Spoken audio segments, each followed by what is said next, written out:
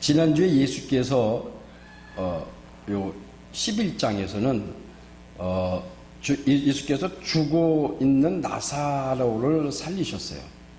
그 살리신 사건이 벌어지고 난 다음에 두 종류의 사람들이 나타나요. 근데 우리가 신앙생활 이렇게 또 믿음의 생활을 하다 보면 항상 그것을 늘 경험하는 것 같아요.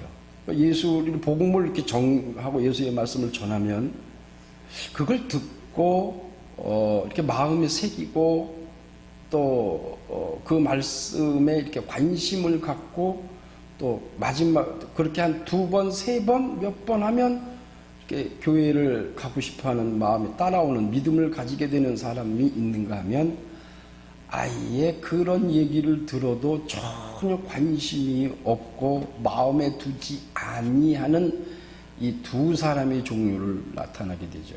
보게 되는데 예수님이 나사로를 죽은 자권 살리셨어요. 이것은 그 당시에 정말 엄청난 일이죠.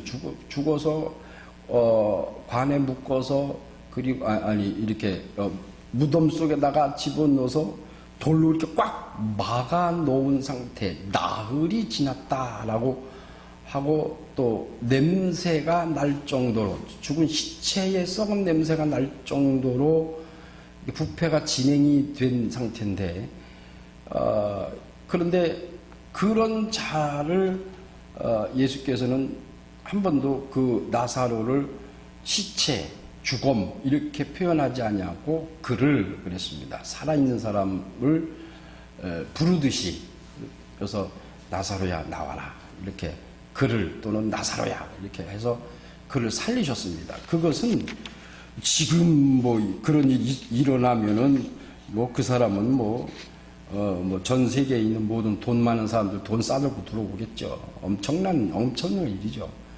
그 당시에도 엄청난 일이죠. 그런데 두 사람이, 그런 사람들이 두 사람이 나타나는데 11장 45절을 한번 보세요. 11장 45절 마리아에게 와서 예수의 하신 일을 본 많은 유대인들이 저를 믿으나 그 중에 어떤 자는 바리새인들에게 가서 예수의 하신 일을 고하니라 하고 했어요. 그러니까 그 놀라운 사건을 그러니까 죽음에서 생명으로 옮겨지는 이런 사건을 보고 어떤 사람은 그것을 보고 예수가 하나님의 아들이고 그가 죽은 자를 살리셨다라고 하는 그 예수 그리스도의 말씀을 뭘 믿은 거예요? 마리아에게 하신 말씀 있죠. 나는 부활이요 생명이니 나를 믿는 자는 죽어도 살겠고 하신 그 마리아에게 하신 말씀을 듣고 나사로가 살아난 것을 본 사람들은 그 말을 믿습니다. 그러니까 귀로만 들은 게 아니라 눈으로 확인했으니까요. 체험을 했으니까요. 근데 어떤 사람은 뭐라고 했냐면 바리새인들에게 가서 고했다. 그러니까 이게 고했다라는 말이 여기서 이 표현하는 그 표현 자체가 이 저자인 요한이 이것을 바리새인에게 말했다, 전했다 이렇게 안 쓰고 고했다라고 해요. 고했다. 이거는 어떤 의미로 보면 이 바리새인들에게 의해서 파견된 사람들, 파견된 사람들. 그러니까 장례가 나서 장례 문화에 있는데 그분이 예수께서 그리 오셨다라고 하니까 바리새인들로 하여금 바리새인들이 사람을 보내서 무엇을 저 사람이 하나 하는 것을 유심히 보게 한 사람일 수도 있고 또한 하나는 그 무리 중에 그냥 순수하게 장례에 참석하러 왔는데 이 광경을 나사로가 살아나는 이 광경을 보고 이거는 바리새인들에게 가서 얘기를 해야겠구나. 왜 그러냐면 바리새인들이 예수님을 잡아서 죽이려고 계속 모의를 했거든요. 이 11장의 끄트머리가 뭐냐면 11장의 끄트머리 57절을 보세요. 11장 57절에 이는 대제사장들과 바리새인들이 누구든지 예수 있는 곳을 알거든 고하여 잡게 하라 그랬어요. 그러니까 명령하였다라고 했어요. 대제사장이고 바리새인들이고 그러니까 이 공회인데 이 공회에 모인 사람들은 전부 종교 지도자들입니다. 이 종교 지도자들이 명령을 내린 겁니다. 그래서 예수 그리스도가 있는 곳을 알거든, 어디에 와 있다라는 것을 알거든 바로 와서 고하라 라고 이렇게 명령을 내린 상태입니다. 그렇기 때문에 이들이 그 생각이 번쩍 난 겁니다.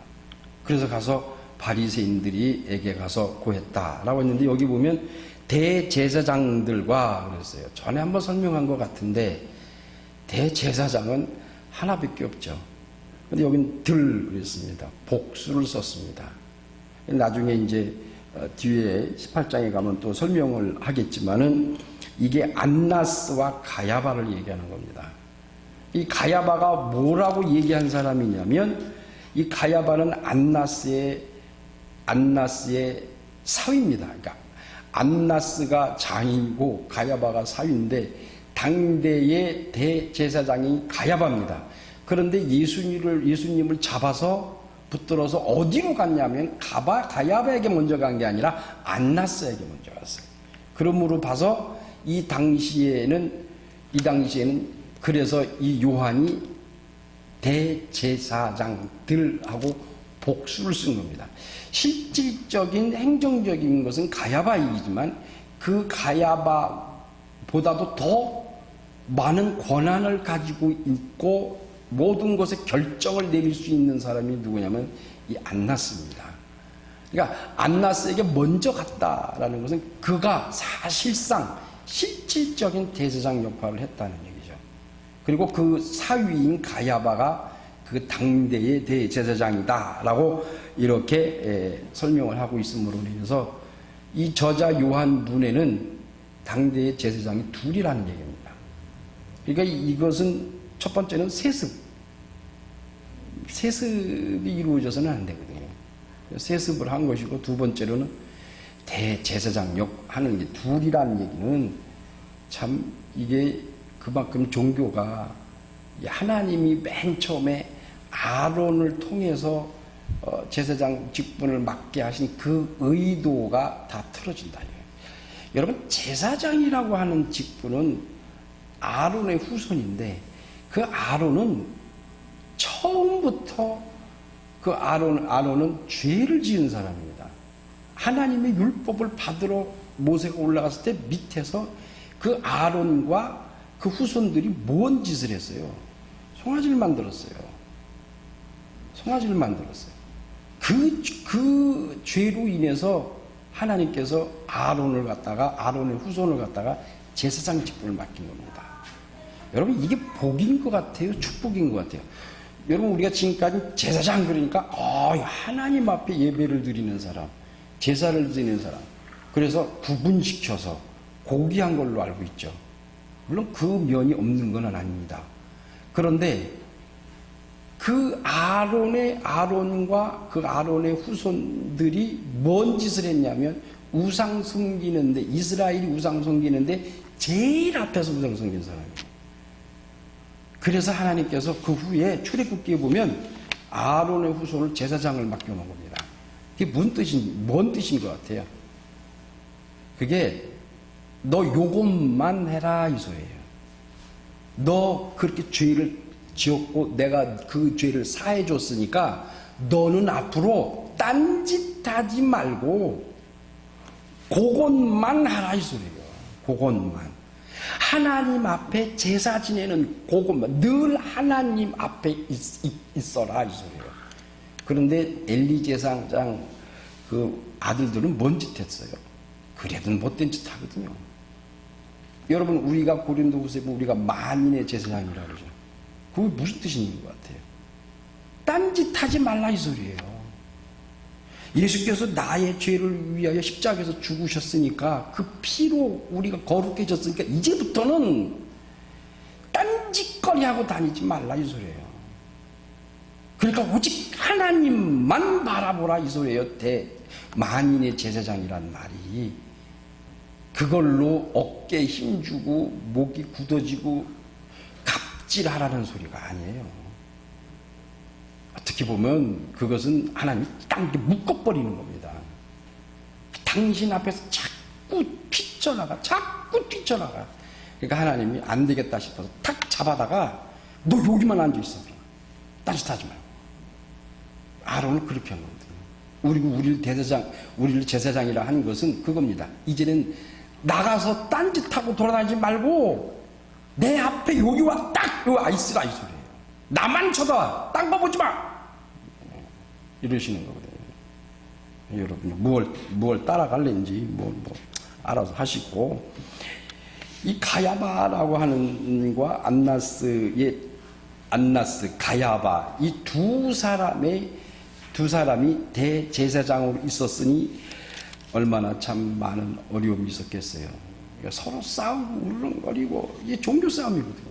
서로 힘대결하고 권세다 싸움질하고, 이 가야바와 안나스가 알력 싸움을 하고 권력 싸움을 하고 있던 그때, 그러니까 종교적으로나 정치적으로 얼마나 많이 힘들고 혼란에 빠져 있는 이러한 세상 속에서 이 어둡고 죄악된 세상에 한 줄기 빛으로 오신 분이 바로 예수 그리스도세요.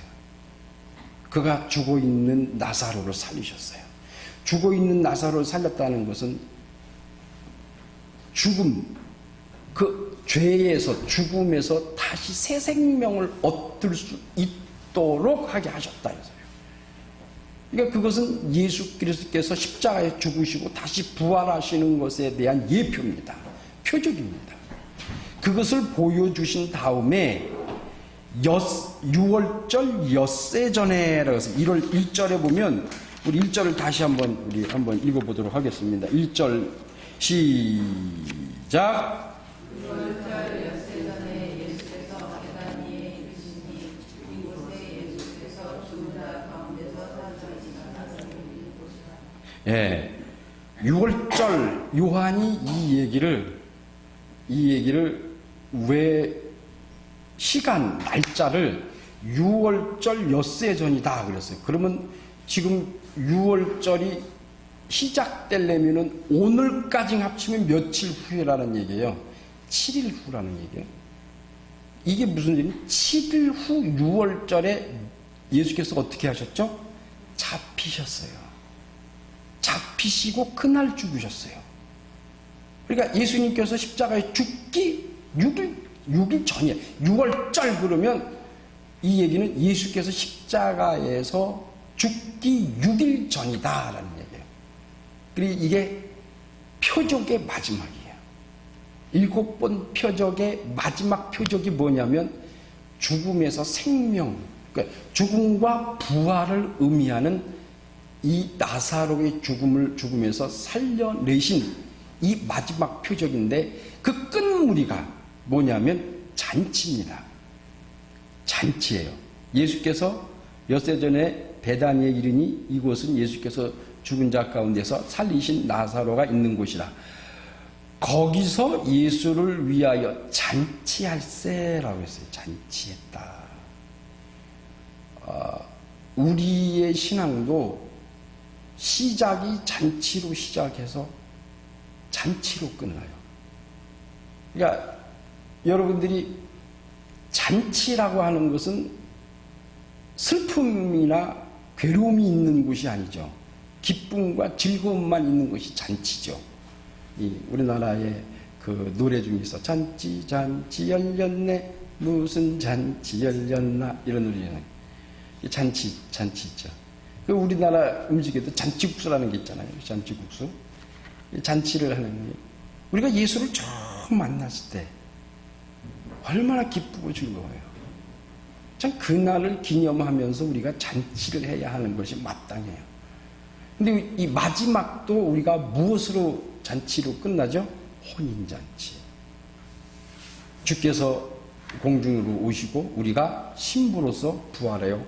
그분을 만나서 그리고 어디에 참석해요? 혼인잔치에 참석해요.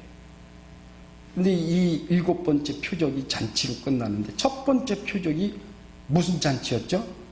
혼인잔치. 가나 혼인잔치.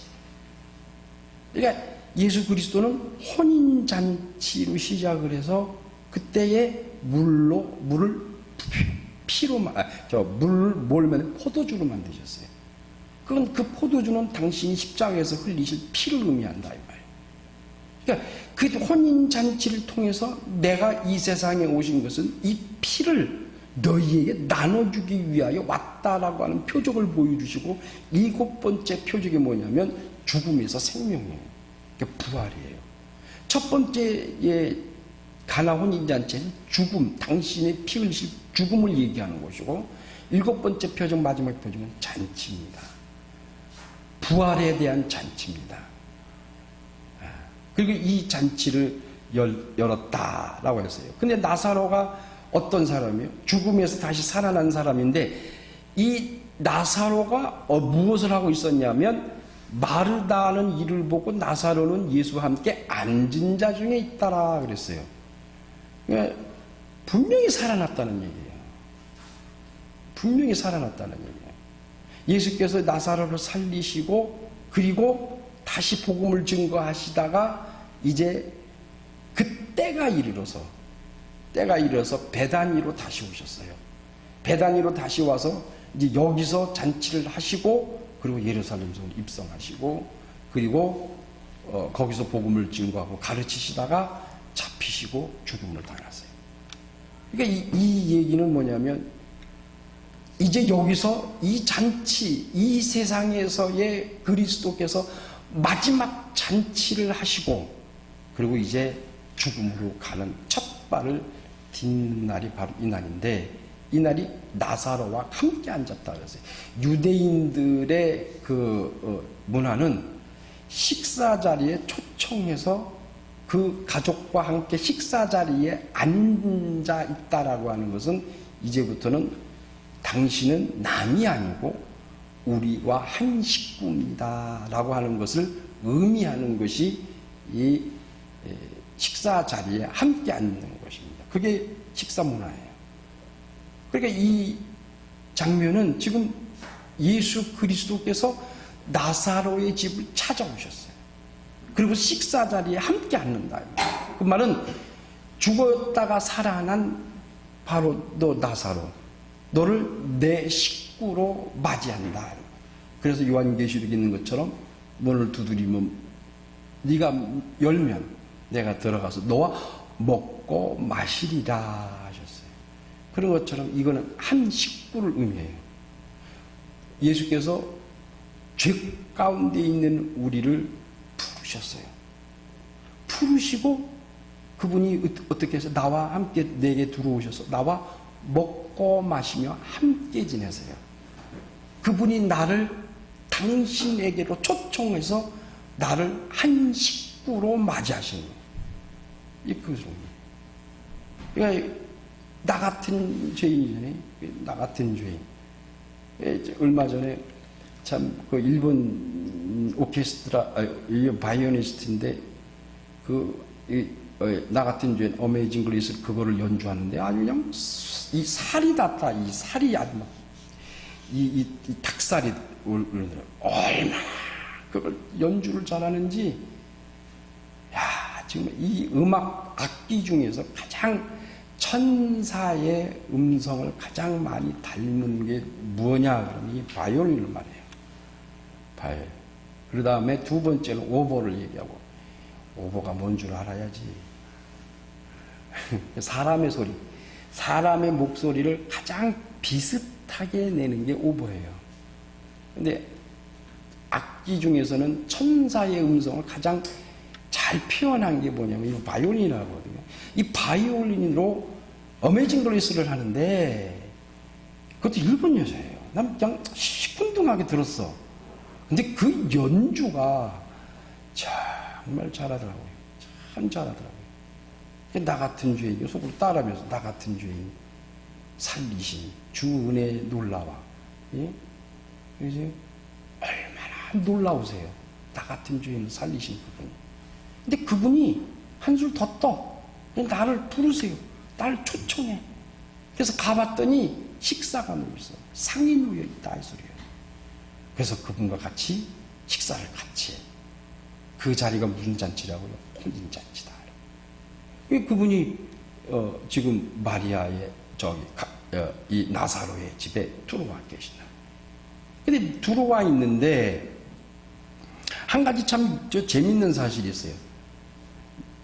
잔치할 때 마르다는 일하고 나사로는 예수와 함께 있더라. 그래서 이게 무슨 소리냐면 마르다는 열심히 일하고 있는데 열심히 일을 해. 근데 누가복음 10장에 보면 마리아는 예수 앞에 딱 앉아 있어요. 딱 앉아 있어요. 누가복음 우리 10장을 보세요. 누가복음 10장. 오늘 설교가 하다가 안 되면 여기서 끝낼래. 다음 주에 하지 뭐. 누가복음 10장 39절. 누가복음 10장 39절. 39절부터 42절까지 시작. 그에게 마리아라는 동생이 있어 주의 발판에 앉아 그의 말씀을 듣더니 마르다는 준비하는 일을 나가 어디 들어가니라. 예수께서 나아가 가로되 주여 내 동생이 나 혼자 이렇게 죽을 것을 생각지 아니하나이까 저를 명하사 나를 도와주라 하소서. 예수께서 대답하여 가라사대 마르다는 내가 많이 있는 일로 용서하는 것이나 그러나 여자만 것이고 한 가지만 하는 것이니라. 마리아는 이 좋은 판단하시니 빼앗기지 아니하니라. 이 얘기를 들어보면 이게 지금 요 장면하고 요한복음 12장에 있는 말하고 같은 장소인데 표현이 누가복음이 좀 자세하게 했죠. 근데 여기에 보면 마르다는 열심히 일을 하고 마리아는 예수님 앞에 딱 하니 앉아있는 거예요.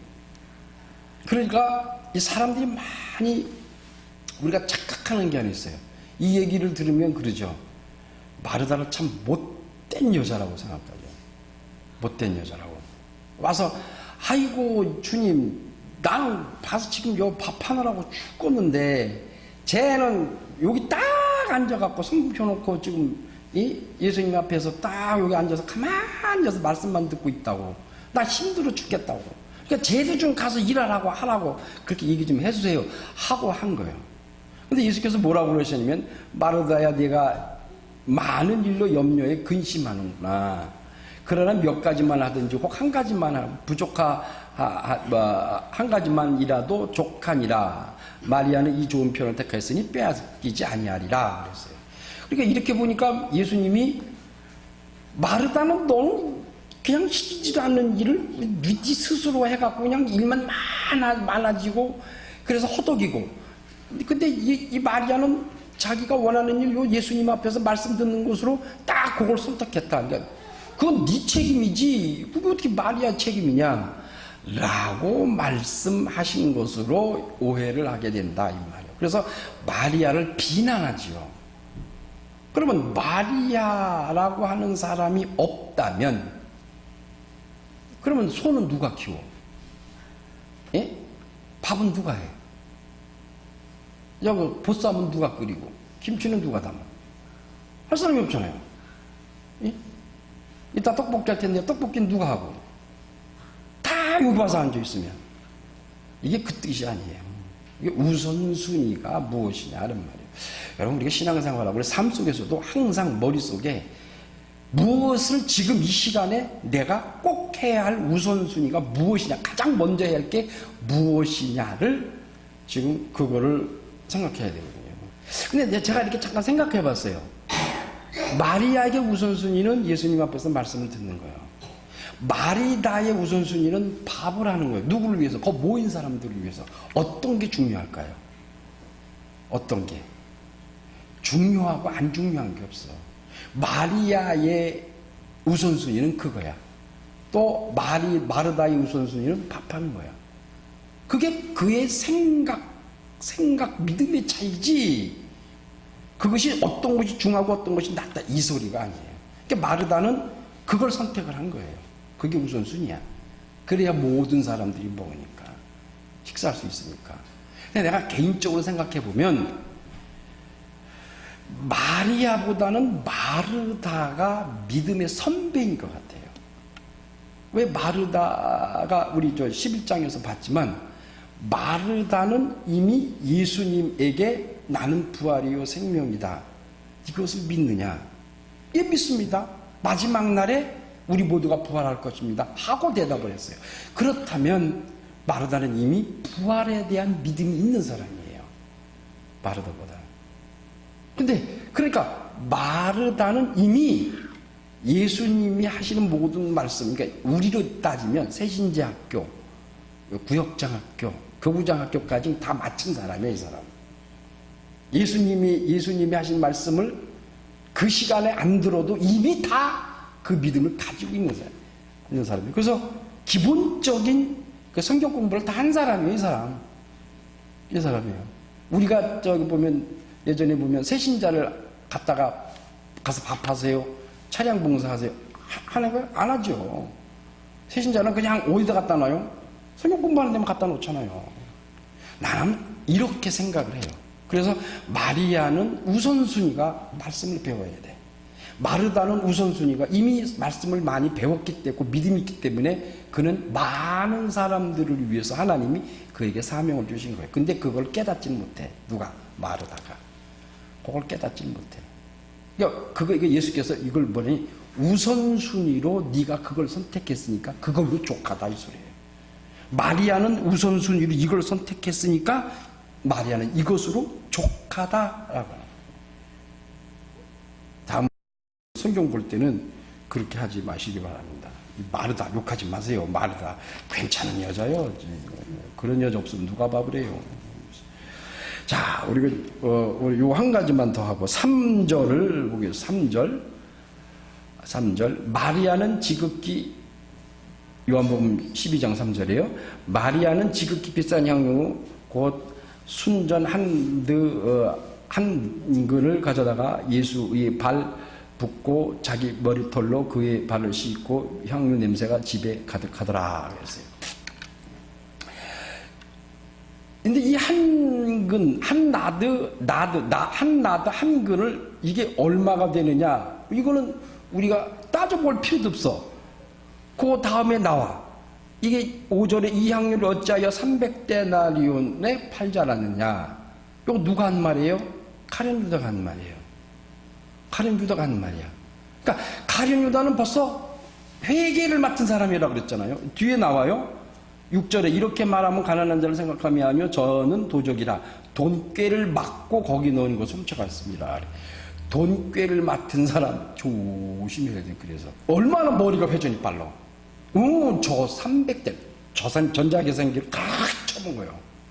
그래갖고 300데나리. 이것은 성인 한 사람이 1년 동안 안 먹고 안 쓰고 해야 모아야 개요 300데나리온이 될까 말까 할 정도예요. 어마어마하게 큰 돈이에요. 지금으로 따지면 약 3천만 원 돈에 해당합니다. 우리 지금 현실로 따진다면. 이게 1년 365일. 근데 이 사람들은 안식일은 죽었다 깨어나도 일을 안 하거든요.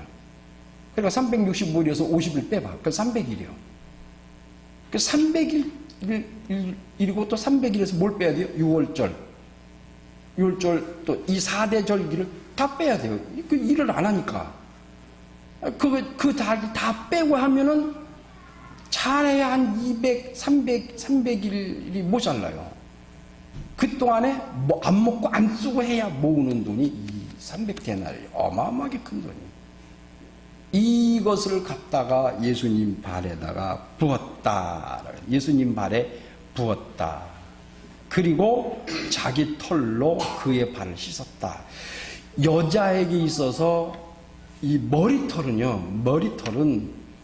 이건 우리나라에서도 이 머리 자르는 걸 굉장히 수치로 여기죠. 그래서 옛날에 일제 시대 때 상투머리를 자르는 걸 가지고 뭐 어마어마한 힘들고 어려운 일들이 있었죠. 그래서 자르는 사람, 안 자르는 사람, 그것 때문에 굉장히 힘들었죠. 왜 그러냐면 우리 조선 사람들은 온 몸에 어떠한 부위도 부모가 준 것으로 인해서 그것을 손대는 것은 부모 욕먹이는 것이고 그건 불효다라고 생각했거든요. 그러니까 이 유대인들도 마찬가지. 그래서 유대인들이 모자를 여기 쓰거든요. 그 위는 하나님이시니까 유대교인들이 이 머리를 이렇게 그 머리를 풀었다라는 얘기는 그 머리 위가 누구예요? 남편이에요. 여인의 머리는 그 위가 누구예요? 남편이에요. 남편의 머리 위는 누구예요? 하나님이세요. 그러니까 자기 남편과 동등히 여기는 것입니다. 그렇기 때문에 이 머리를 풀었다는 얘기는 당시에 발을 씻겨주는 신분, 주인이 왔을 때 발을 씻겨주는 신분이 누구는 종이에요. 그러니까 이 여인은, 이 마리아는 이 300데나리온이 귀하다는 얘기가 아니에요. 그것도 쉬운 건 아니죠. 300데나리온, 작은 돈은 아니고 쉬운 건 아니지만 그거를 제껴놓고 자기 몸 중에서 가장 고귀하고 소중한 것을 사용해서 예수님의 팔을 씻겨줬어요. 그건 자기 자신을 종의 역할로 낮춘 겁니다. 그러니까 이 마리아는 신분을 종으로 낮춘 거예요. 나는 당신의 종입니다. 그리고 나의 가장 소중한 것으로 당신에게 드립니다 하고 헌신한 겁니다. 헌신한 거예요. 그래서 이 여인의 이야기는 아까 마태복음 10장에서 안 읽었지만 이 여인의 이야기가 복음이 증거되는 곳마다 늘 말하게 될 것이다 라고 했어요. 그러니까 사람들이 뭐라면 마리아의 이 헌신이 얼마나 고귀하고 소중한 거냐. 그러니까 복음을 받아들이고 복음 있는 곳은 이 헌신을 꼭 해야 된다 이렇게 둘러대죠. 사기입니다. 그거 사기친 겁니다. 왜 사기쳤느냐. 예수님께서 뭐라 그러시냐면 가만두어라. 저를 가만두어라. 나의 장사할 날을 위하여 일을 두게 하라. 가난한 자들은, 여기서 가난한 자라는 것은 돈이 없는 자를 말하는 게 아닙니다. 피스토스라는 얘기인데, 이 피스토스라는 얘기는 돈이 극빈자를 포함한 마음, 영혼, 생각, 정신이 가난한 자들. 여러분 돈 많다고 행복해요? 돈 없다고 해서 불행합니까? 그런 것 같지 않더라고. 날 보세요. 다 예전에는 돈 부족한 거 없이, 집사람은 돈 부족했겠지만 나는 마음 놓고 쓰고 돌아다녔어요. 그런데 늘 가슴 속에 항구청에 뭐가 있어. 그러는데도. 근데 요즘은 돈이 없어. 없는데도 그때보다는 지금이 내가 더 행복해요. 재미나고 육체는 피곤하지요. 그러니까 살이 빠지지. 지금 빠졌어. 79kg요. 오늘 재보니까. 근데 저쪽에 있을 때 돈이 좀 넉넉했을 때 몇 킬로요? 89kg, 86kg, 7kg. 뒤지 이런데. 그랬었거든요. 그러니까 돈이 많다고 해서 행복하고 돈이 없다고 해서 불행한 거 아니더라 이 말이에요. 요 가난한 자란 말은 돈이 없는 자를 말하는 게 아닙니다. 그 가난한 자들은 너희가 항상 함께 있다라고 했거든요. 근데 마태복음 뭐라 그러냐면 이 여인이 무슨 일을 했어요? 300데나리온을 예수님 앞에 드린 것을 지금 말하고 있는 건가요? 아니에요. 여기 말하고 있잖아요. 나가 장사할 날을 위하여 나를 두게 하거든요. 그가 300데나리온을 들여서 향유를 갖다 붓고 머리털로 씻은 자기 자신을 종의 형부정도로 낮추고 가장 고귀한 것으로 나에게 드린 이 일이 무엇 때문에 이 일을 한 거냐? 내 죽음을 위해서 한 것이다 이 말이에요. 그래서 마태복음에 이 여인의 일이 복음이 증거하는 데마다 꼭 말하게 될 것이다, 기념할 것이다. 이 말은 300데나리온을 하나님 앞에 드리라 이 소리가 아니에요. 이거 사기친 겁니다. 그게 아니고 복음이 증거될 때마다 무엇을 얘기해요, 여러분? 예수께서 나를 위하여 십자가에서 죽으시고 부활하셨기에, 그가 살아났기에, 부활하셨기에 나도 거기에 동참하면 나도 부활할 수 있다, 영생할 수 있다라고 복음을 증거하지 않느냐 이 말이에요. 그러니까 이 마태복음에서 얘기하는 이 복음이 증거할 때마다 이 여인에 대한 것을 기념하라는 이 말은 십자가를 얘기하는 겁니다. 예수께서 죽으셔야 될 그 십자가를 기념하라, 늘 기억하라 이 소리요. 기념하라니까 뭐 또 갖다 놓고 뭘 하라는 얘기가 아니에요. 네 삶 속에서 기억하고 잊어먹지 말라.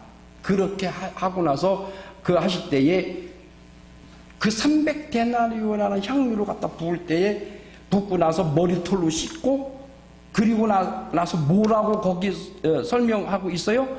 3절에 머리털로 그의 발을 씻더니 향유 냄새가 집에 가득하더라. 그래서 집에 가득하더라. 집에 가득하더라. 오늘 제목이 뭐요? 예? 향유향이 가득한 집. 향유향이 가득한 집. 죽음이 있었던 집이요. 그 집은 죽음, 나사로의 죽음이 있었던 집이요. 죄가 아니라 그의 나사로의 죽음으로 인해서 죽음의 냄새가 나던 집이요. 그런데 예수께서 그 집을 방문하셨어요. 그를 살리셨어요. 이제는 무슨 냄새가 난다 그랬어요? 향유 냄새가 나는 거예요. 우리가 죽음에 있었던 자들입니다. 죽음 안에서 쩔어 있던 우리를 그가 대속하시고 죽으시고 부활하심으로 이제 그 부활하신 예수 그리스도를 내 마음에 모시고, 그가 나와 함께 오셔서 내 안에 들어오셔서 나와 함께 한 식구, 더 나아가 그가 우리의 신랑 되시는 혼인잔치를 베푸시고 이제 잔치하실 그 예수 그리스도, 그가 내 안으로 들어오셔서 이제 내게서 무슨 냄새가 나는 거예요? 향유 냄새가 나는 거예요. 그리스도의 향이. 그리스도의 향이. 그래서 우리가 그리스도의 향기다.